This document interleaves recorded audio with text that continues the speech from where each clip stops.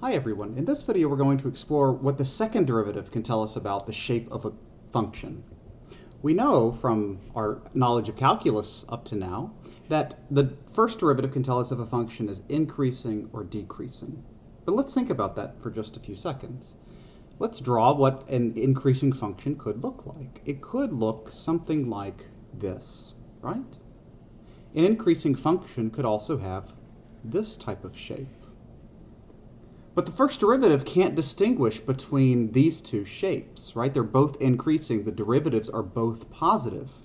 For both of these functions, f prime of x is bigger than 0 on the interval shown that's graphed in both of these little sketches here. Yeah?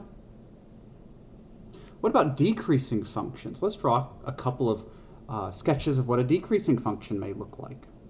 We know that it could look something like this, or it could look something like this.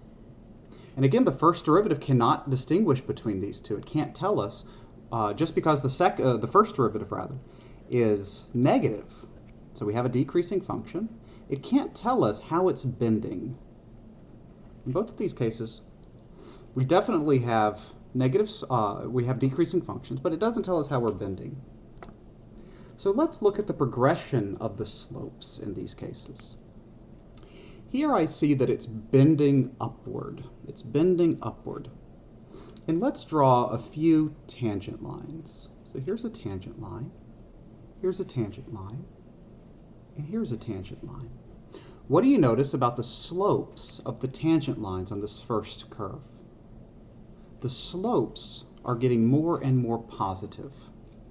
So in this example, the slopes are increasing.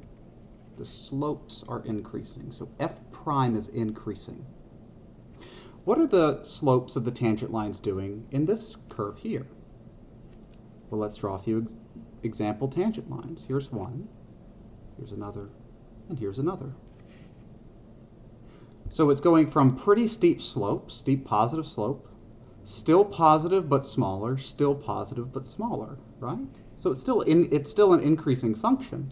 But the slopes are decreasing here. The slopes are decreasing. They're getting smaller and smaller as we move from left to right. Over here, let's think about what's happening. Let's draw a few sample tangent lines. On my first little tangent line, if you can make this out, it's negatively very large. Right? It's negative slope, right? Since we are decreasing, and it's a very large negative number, maybe like negative 10 or something, yeah? And then it's still negative, but it's less negative, maybe like negative 3. And then it's negative here, but it's much less negative, maybe negative 1/2. So the slopes going from like negative 10, negative 3, negative 1/2 are increasing here, yeah? They're getting less and less negative.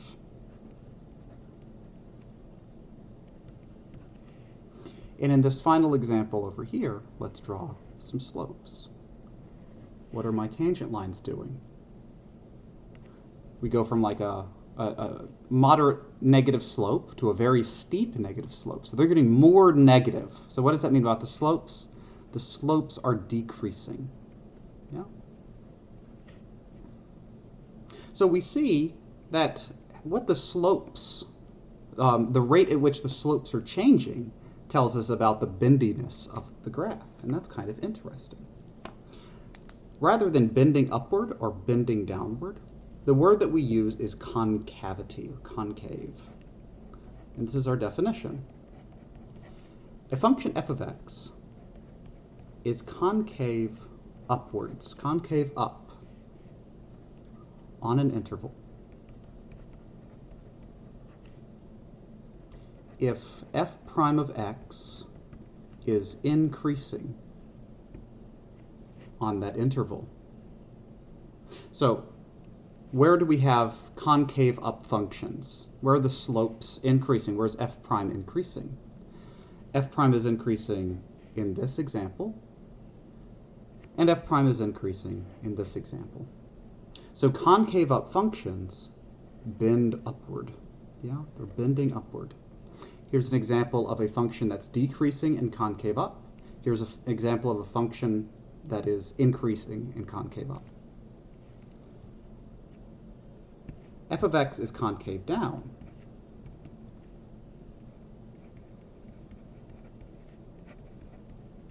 on an interval if the derivative is decreasing.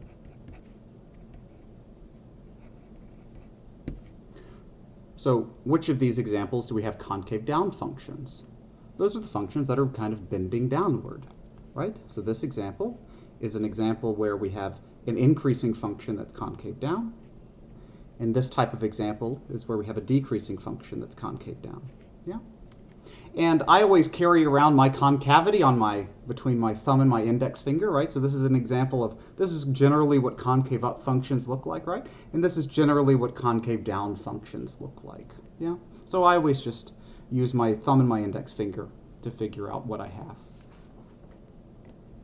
Before we work an example, let's note a couple of important points. If f double prime of x is positive, yeah, on some open interval ab, then what does that mean? What's f double prime? Here's my cat. If f double prime is positive, well, f double prime is the derivative with respect to x of f prime of x, right? So that means that the derivative of f prime is positive. So that means that f prime of x is increasing, right? Because if the derivative is positive, we certainly have that f prime is increasing. And what does it mean if f prime is increasing? It means that the function f of x is concave up. Yeah? So concavity is going to be related to the second derivative. Similarly,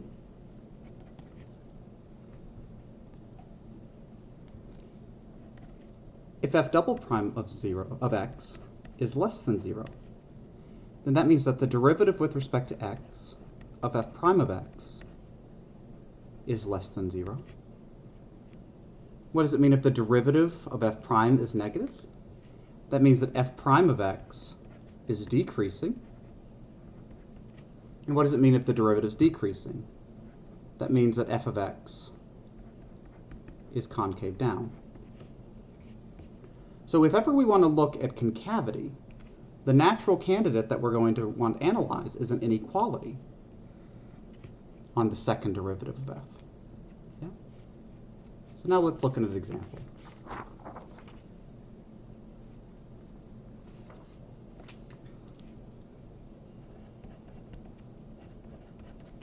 Let's let f of x be equal to x divided by x squared plus 1. Find the intervals on which f of x is concave up and concave down.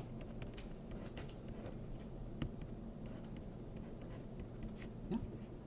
And remember, for concavity, we want to look at the second derivative. So how do we find the second derivative? First, we need to find the first derivative. Yeah?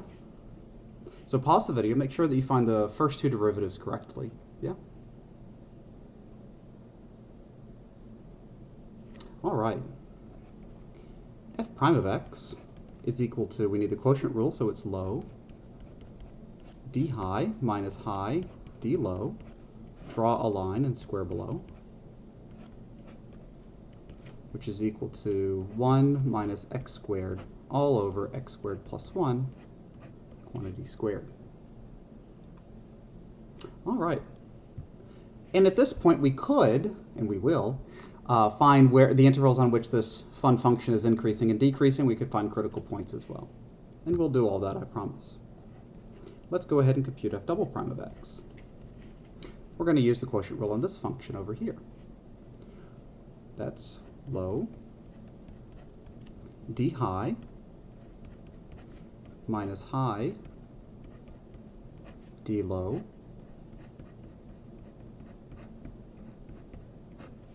draw a line, oops, square below. Here we need a factor desperately to help make this nice and manageable. I see two x squared plus 1, right? I see x squared plus 1 squared. I see x squared plus 1 to the first here, so I can cancel one of them, or divide one of them from both terms. So immediately I see that this is x squared plus 1 times negative 2x minus, this one's now divided out, so I'm left with 2 times 2x, which is 4x, times 1 minus x squared, all divided by x squared plus 1 cubed. Yeah. And now let's simplify this.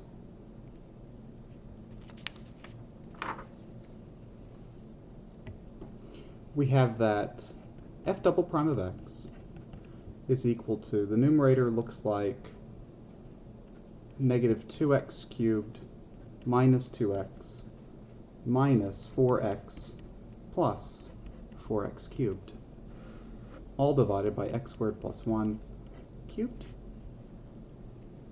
Simplifying gives us, let's see, 2x cubed minus 6x, all divided by x squared plus 1 cubed.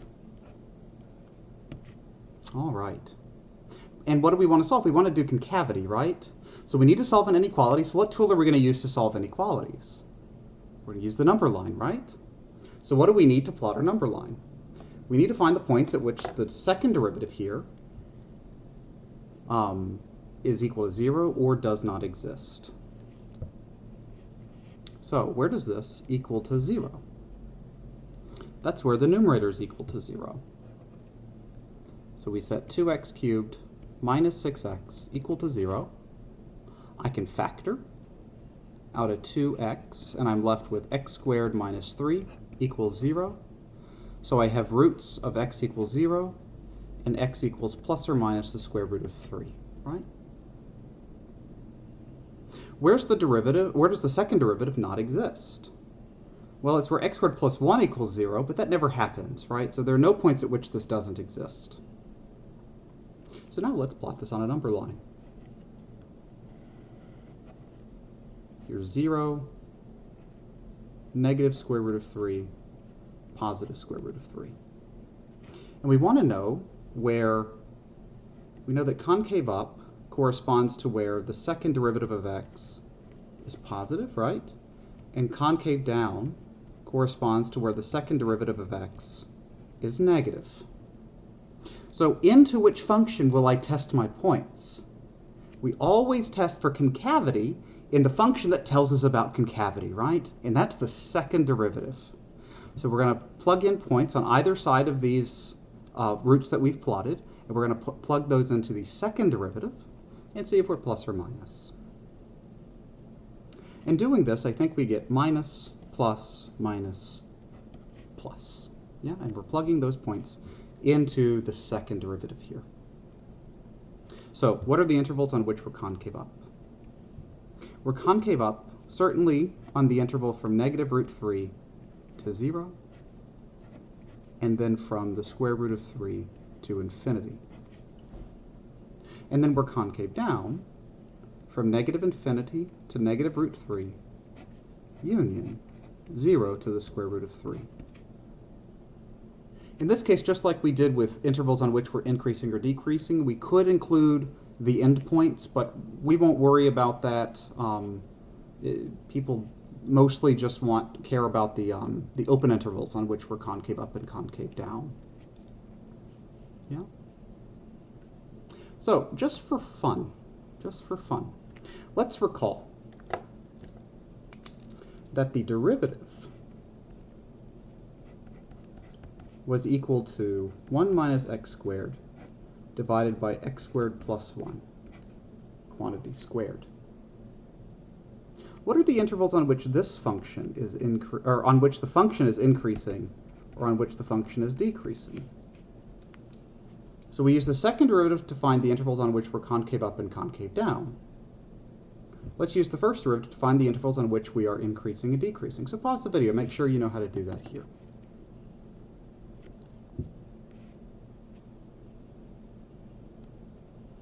So let's make a number line, right? I plot my roots. My roots are -1 and 1. And I plot points to see if I'm increasing and decreasing back in the derivative. Remember, the derivative, the first derivative, tells us increasing or decreasing information. The second derivative tells us concavity information. So if I want to know increasing, decreasing, I plug those into the first derivative. Plugging those in, I see that this one's minus, here's a plus, here's a minus. Yeah. So the intervals on which I am increasing are from -1 to 1, and I can include my endpoint because I'm nice and continuous. And we're decreasing from -infinity to -1, and from 1 up to infinity. Yeah? So let's see how we can use that information. Let me move this down. Let's see how we can use this information with concavity and the intervals on which we're increasing, decreasing to sketch a graph of the function. Okay. What we do is plot all of the interesting points.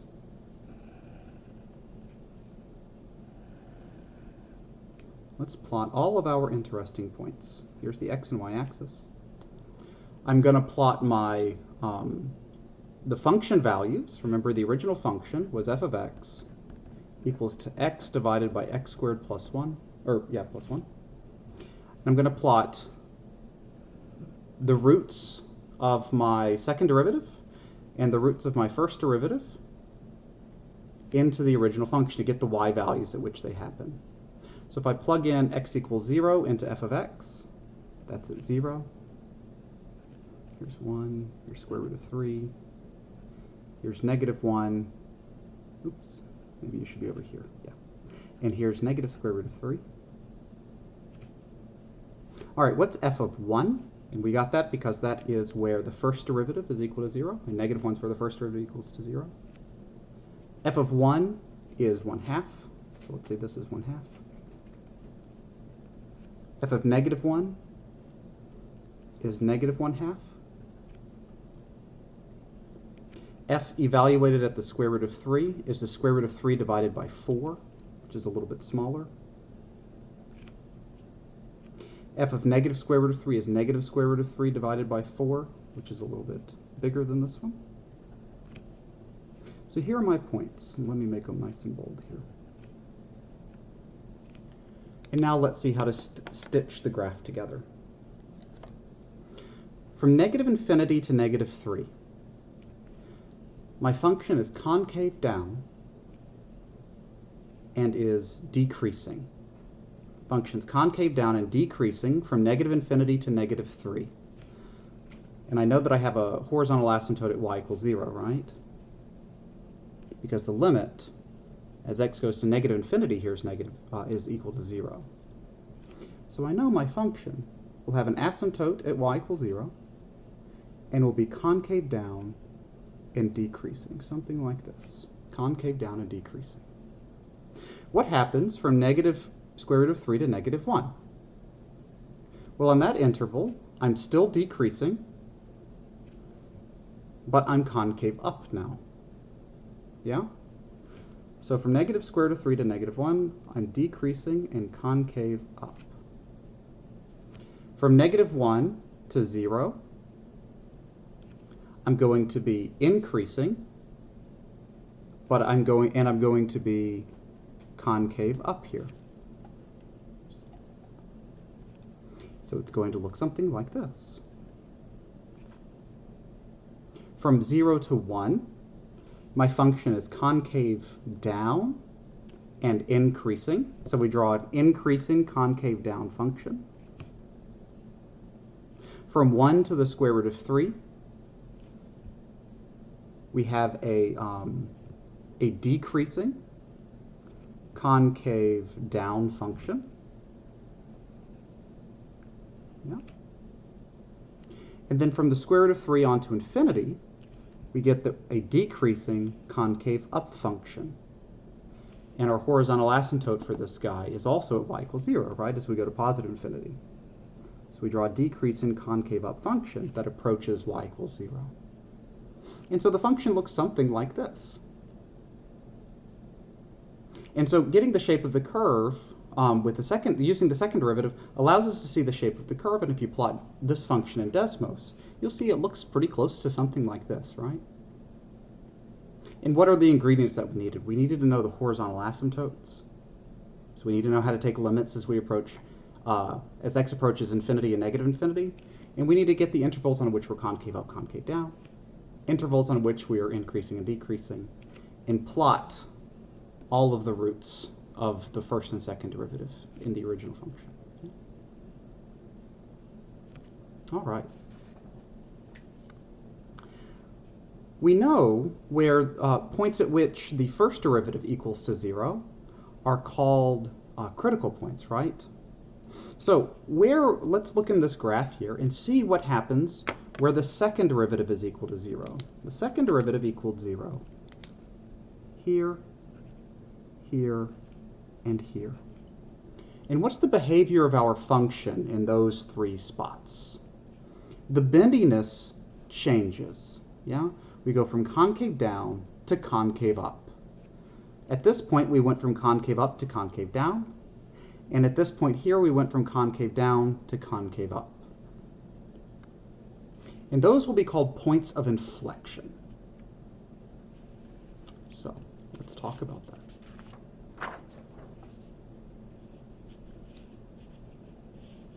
There we are. Definition. A point of inflection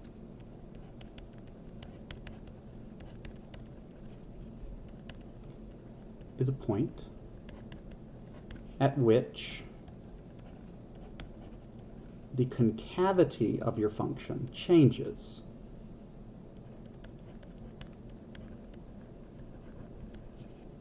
So what does it mean for the concavity change? That means that we either go from concave up and then we change to concave down, or we need to change from a concave down function to a concave up function.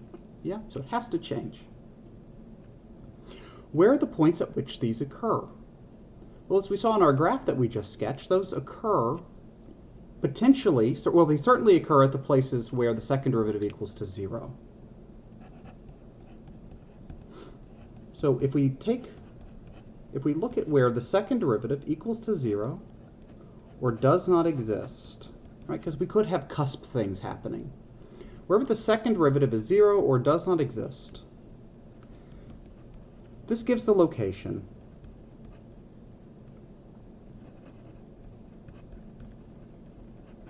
of the possible points of inflection.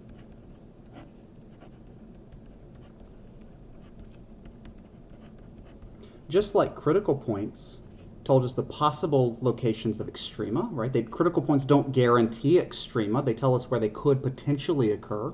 Similarly here, if the second derivative of 0 does not exist, we could possibly have a point of inflection. But what is a point of inflection? It must change concavity. Yeah?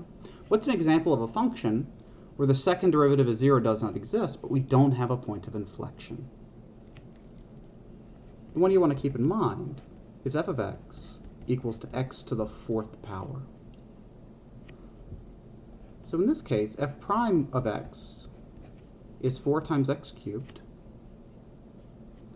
and f double prime of x is 12x squared.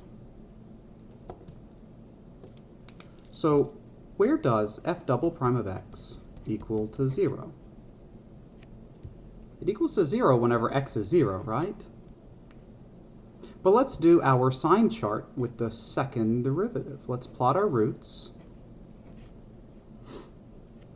What's a good point to the right of 0? How about 1, right? If you plug that into the second derivative here, you get a positive number.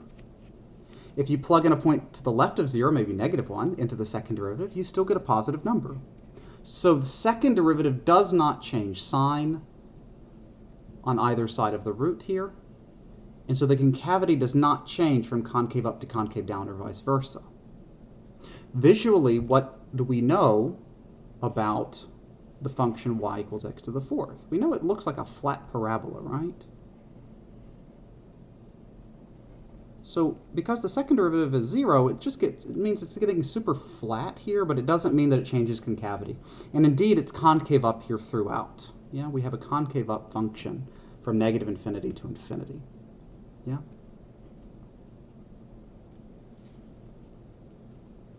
Good. In our example that we saw on the previous page, where were our points of inflection? In this example, let's just mention this again. This point is a point of inflection because we go from concave down to concave up. This point is a point of inflection because we go from concave up to concave down. This is a point of inflection because we go from concave down back to concave up. Okay? All right. What's really important here is that points of inflection, I'll be lazy now, POI is points of inflection, are where f prime of x has a max or a minimum value. The points of inflection tell us where f prime has an extrema, has a local extrema. And that's really important for us. What they tell us is where the function is increasing or decreasing the fastest.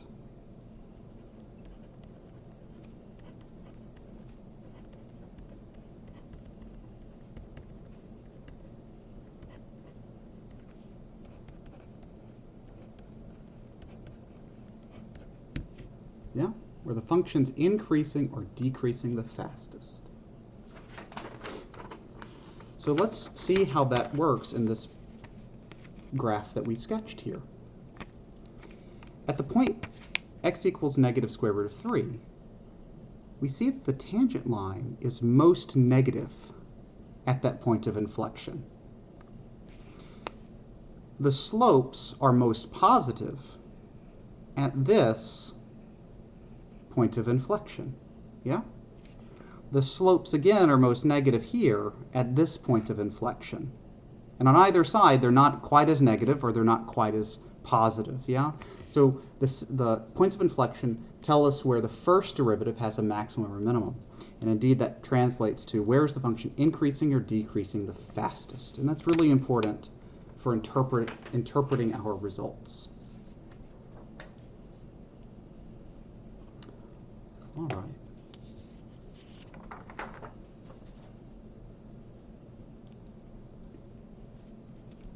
Let's do an example. Let f of x be a twice differentiable function. It means that you can differentiate it twice if you like. Also means it's nice and continuous. And let's suppose that f prime of x is graphed below.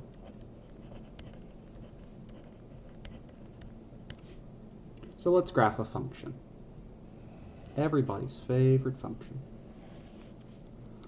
Let's see, here's 1, 2, 3, 4. On you go. And suppose it starts here.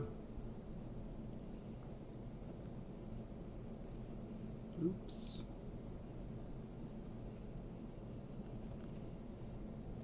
All right, suppose it has the following shape.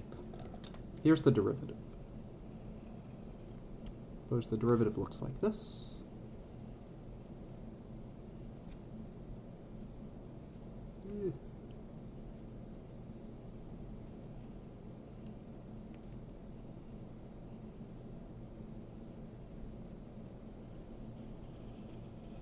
Something like this.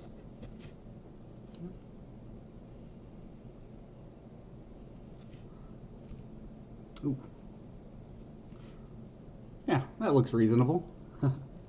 Sorry, my artistic abilities are not great. So let's first, this is the derivative, right? This is f prime. So let's first talk about where are the critical points? And where are the intervals on which we are increasing and decreasing? Well, the critical points are going to be where the first derivative is 0 or does not exist. So where are the zeros? This function exists everywhere, right, that it's defined. So where are the zeros? The zeros are at x equals 1 and x equals 4. What are the intervals on which we're increasing? I want to pause the video and think about increasing and decreasing. We're increasing wherever the derivative is positive. So that's where the y values of this function are positive. I know that I'm positive from negative 1 to from 0 to 1. And then we're positive from 1 over to 4. But I can include this endpoint here because my function is twice differentiable and it's nice and continuous, right? So I'm increasing on the closed interval from 0 to 4. Where am I decreasing? I'm decreasing only from 4 to infinity. Yeah, and that's where the original function is increasing or decreasing. But how can we use a graph of the derivative to read off points of inflection, intervals on which we're concave up, and intervals on which we are concave down? Remember, the points of inflection are going to be where the concavity changes from concave up to concave down or vice versa, right? So where does that happen?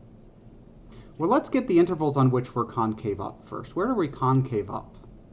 We know that for concavity, for concave up, we need to find intervals on which the second derivative is positive or the second derivative,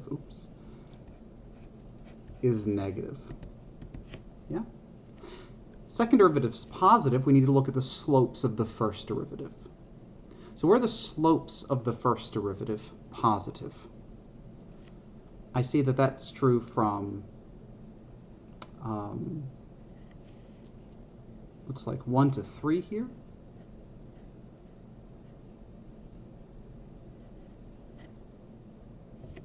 Yeah. And I think that's it. And where are my slopes of my derivative negative? The slopes of my derivative are negative from 0 to 1, and then from 3 to infinity, right?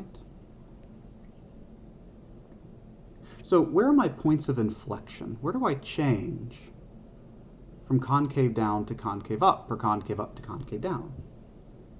So at x equals 1, my slopes of my derivative change from decreasing to increasing. So my original function changes from concave down to concave up. So that means that x equals 1 is a point of inflection.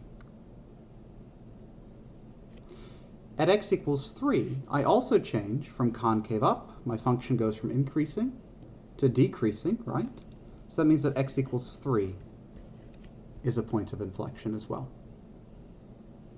X equals 2 is not a point of inflection, even though it looks like it gets really flat there, because it goes from increasing but stays increasing. So there's no change in concavity. So x equals 2 is not a point of inflection. All right, let's talk about another way that we can use the second derivative. This is called the second derivative test.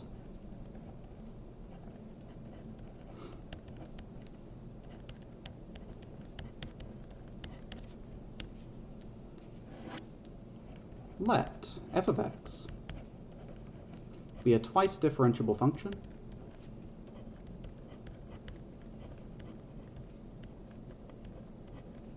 and let x equals c be a critical point. So what does it mean to be a critical point? It means the first derivative is either 0 or does not exist, right? And this is a possible point at which we can have an extrema. All right, what's the second derivative test tell us? If f double prime at c is positive, so if you take your critical point, you plug it into the second derivative, then f of x has a local minimum.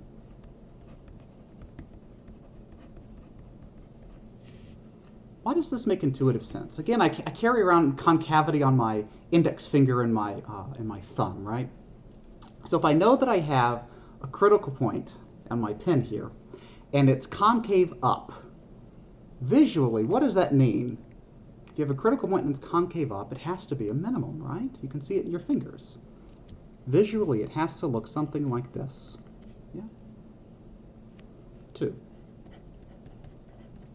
If f double prime at c is negative, then f of x has a local max at x equals c. And visually, again, if you have a concave down function, right, if the second derivative is negative, you have a concave down function. And if you know that you have a critical point, it has to be a local maximum, since it looks like something like this, right? It'll look something like this. So we have to have a local max if it's concave down. 3. If the second derivative equals 0, then the test is inconclusive.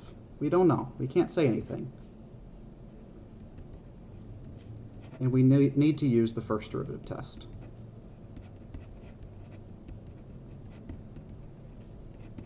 Yeah. So if the second derivative is equal to 0, then the second derivative test is inconclusive. You need to do the sign charts, the pluses and minuses on the and use in the first derivative test, right?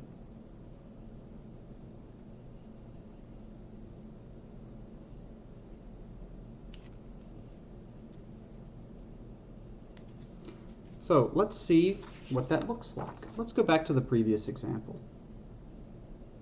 So in this sketch here, this is a sketch of the first derivative, right? So at x equals 1, we know that the second derivative is 0, right? But what does the first derivative tell us here? And the second derivative is 0 because we have a point of inflection, right? The second derivative is 0, and the first derivative is 0. So we can't apply the second derivative test. But the first derivative test tells us that if we made the sign chart, it goes from positive to positive. So the slopes of the original function go from increasing back to increasing. This is a saddle point. So visually, the function would have a saddle point at x equals 1 here. Yeah? Let's look at x equals 4, though. At x equals 4, we know that we have a critical point. And we know that the derivative is decreasing, so it's concave down, right? So it's concave down at a critical point. What does that mean visually? It's going to be a maximum, right? How else could we see that it's a maximum? Let's think about what the sign chart would be in the first derivative test. On the first derivative test, it'll go from positive derivatives to negative derivatives at x equals 4. So visually, again, from our knowledge of the first derivative test, that's a maximum. So if you have a concave down function at a critical point, we know that it's going to be a maximum, and that intuition is verified if we look at the first derivative test as well. All right, let's do one more example. I know what you've been thinking. You say, boy, gee, howdy, I want to do some more optimization problems. So let's do another easy peasy optimization problem, since these are so fun. Suppose a 100 square meter garden, rectangular garden,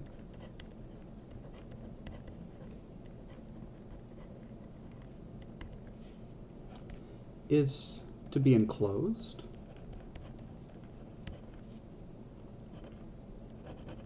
on 3 sides by a wooden fence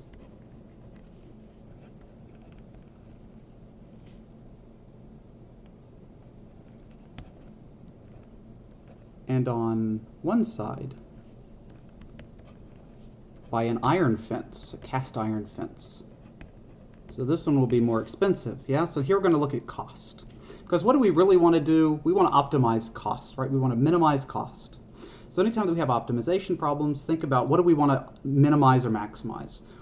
If it's profit, we want to maximize profit. If it's cost, we want to minimize cost, right? And these are all natural questions whenever we want to do, real-life applications. And calculus can help us with these. So, if the wood for the wood fencing costs, I can't spell today, costs $1 per foot or per meter. And the iron costs $7 per meter.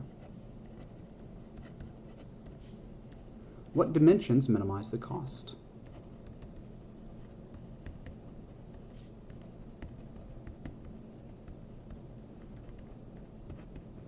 Yeah. So we want to build a 100 square meter rectangular garden. 3 sides will be wooden. 1 side will be iron. Wood costs $1 per meter. Iron costs $7 per meter. What dimensions minimize the cost? So let's recall our 3 steps for these word problems that involve applications. Step 1 is always draw a picture and label the picture. Anything that's variable, give it a variable name. Anything that's changing or could change, give it a variable name. If it's constant throughout the entire problem, you can go ahead and label it. Find an equation that relates what you have in your picture to what you want to optimize. Yeah? And then take derivatives and try to solve. So pause the video, try to solve this problem yourself.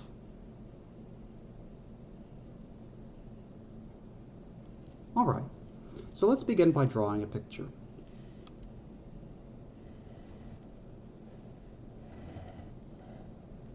So I'm going to kind of shade this one here. This is my iron fence. The other 3 are my wooden fences. So let's call this distance x, and it's a rectangle, so they have to be the same. Let's call this distance y and this distance y. So if we want the total area to be 100 square meters, so that means that x times y needs to be 100. Yeah? And this is called our constraint equation. This will be called our constraint equation. This relates the 2 variables. What do we want to minimize? We want to minimize the cost. Let's say that C is the cost. So what's the cost of building this garden? Well, it's the cost of the wooden fencing. What's the cost of the wooden fencing? It's $1 times the length of this piece of wooden fencing.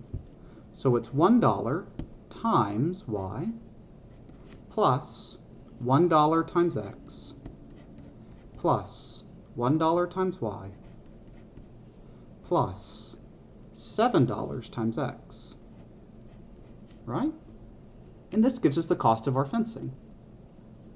Simplifying, we see that this is equal to 2y plus 8 times x.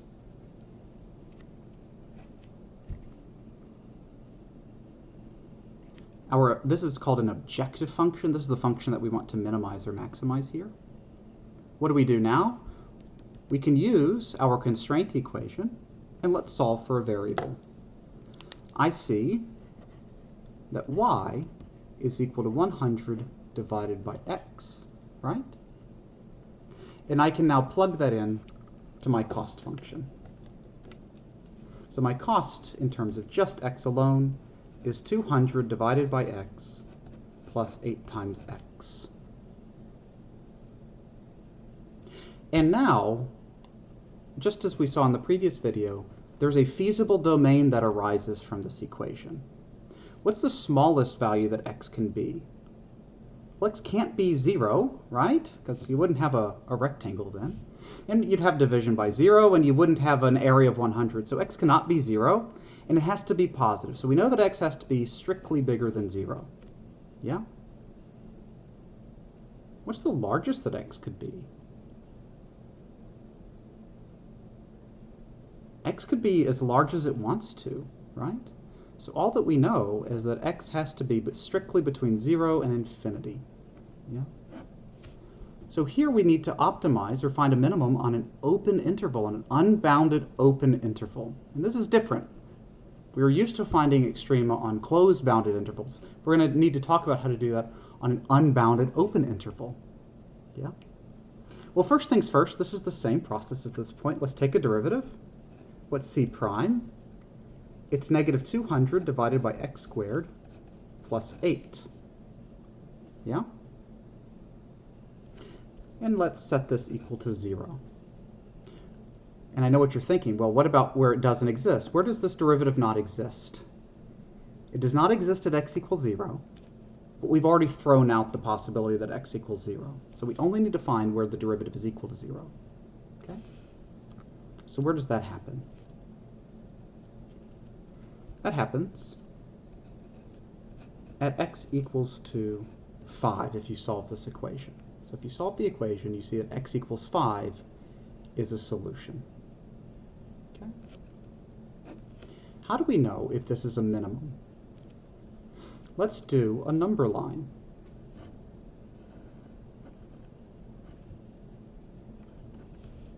And into the, we test points on either side of our critical point here in the first derivative.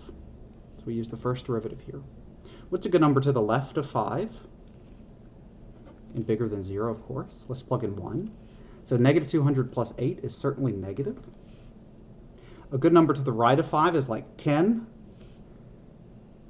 Negative 200 divided by 100 plus 8 is going to be positive. Yeah? So we know that it's decreasing as you move from 0 to 5. We bottom out, we have a minimum, a nice minimum here at 5, and then we're increasing for the rest of the domain. So we actually have to have a, this means that we must have an absolute minimum at x equals 5. So this justifies that we have an absolute minimum at x equals 5. So we don't even need the endpoints here. So with that idea, we know that x equals 5 is a minimum. What are the dimensions therefore? Well, all that we need to find now is y. How do we find y?